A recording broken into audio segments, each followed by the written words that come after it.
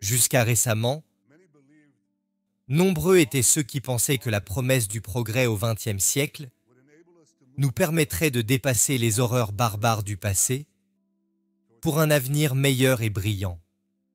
Nombreux sont ceux qui pensaient que nous pouvons mener une vie confortable et que le mal nous passera simplement sous le nez.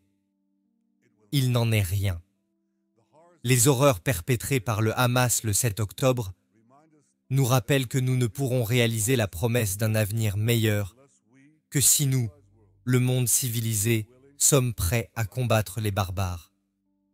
Parce que les barbares sont prêts à nous combattre. Et leur objectif est clair, briser cet avenir prometteur, détruire tout ce que nous chérissons et instaurer un monde de peur et de ténèbres. Mesdames et messieurs, nous sommes à un tournant pour les dirigeants et les nations. Il est temps pour nous tous de décider si nous sommes prêts à nous battre pour un avenir d'espoir et de promesses, ou si nous nous soumettons à la tyrannie et à la terreur. Soyez assurés, Israël se battra. Depuis le 7 octobre, Israël est en guerre. Israël n'a pas commencé cette guerre. Israël n'a pas voulu cette guerre. Mais Israël gagnera cette guerre. Le Hamas a déclenché cette guerre en perpétrant les pires actes de sauvagerie que notre peuple ait connus depuis l'Holocauste. Le Hamas a assassiné des enfants devant leurs parents, assassiné des parents devant leurs enfants. Ils ont brûlé des personnes vivantes. Ils ont violé des femmes. Ils ont décapité des hommes. Ils ont torturé des survivants de l'Holocauste. Ils ont kidnappé des bébés.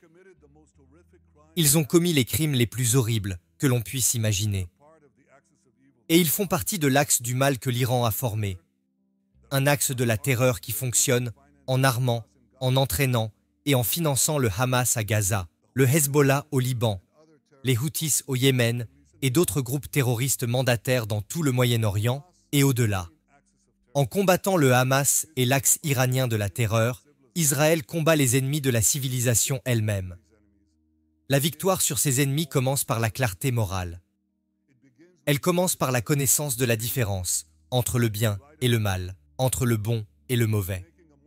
Cela signifie qu'il faut faire une distinction morale entre le meurtre délibéré d'innocents et les pertes involontaires qui accompagnent toute guerre légitime, même la plus juste des guerres.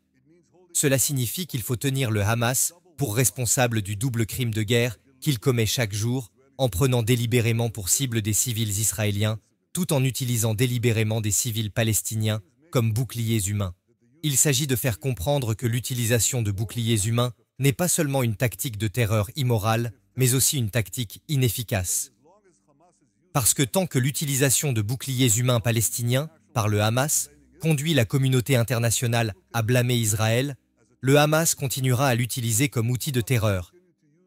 Le Hamas continuera d'utiliser les sous-sols des hôpitaux de Gaza comme poste de commandement de son vaste réseau de tunnels terroristes.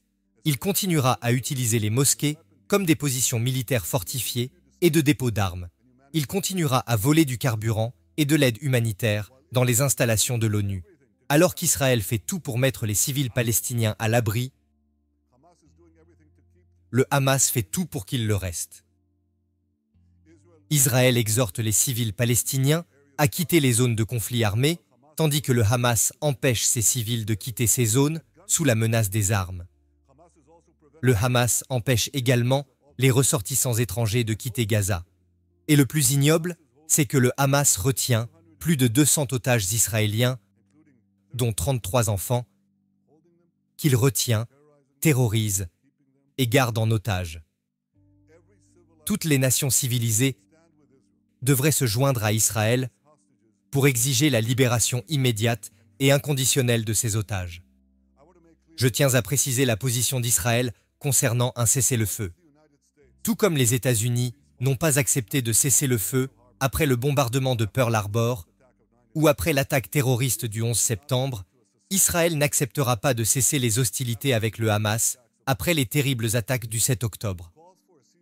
Les appels au cessez-le-feu sont des appels à la capitulation d'Israël devant le Hamas, à la capitulation devant le terrorisme, à la capitulation devant la barbarie. cela n'arrivera pas. Mesdames et messieurs, la Bible dit qu'il y a un temps pour la paix et un temps pour la guerre. C'est le temps de la guerre, une guerre pour notre avenir commun. Aujourd'hui, nous traçons une ligne entre les forces de la civilisation et les forces de la barbarie. C'est le moment pour chacun de décider où il se situe. Israël s'opposera aux forces de la barbarie jusqu'à la victoire. J'espère et je prie pour que les nations civilisées du monde entier soutiennent ce combat. Parce que le combat d'Israël est votre combat. Parce que si le Hamas et l'axe du mal iranien gagnent, vous serez leur prochaine cible. C'est pourquoi la victoire d'Israël sera votre victoire. Mais ne vous y trompez pas, quels que soient les partisans d'Israël, Israël se battra jusqu'à ce que cette bataille soit gagnée et qu'Israël l'emporte. Que Dieu bénisse Israël et que Dieu bénisse tous ceux qui se tiennent aux côtés d'Israël.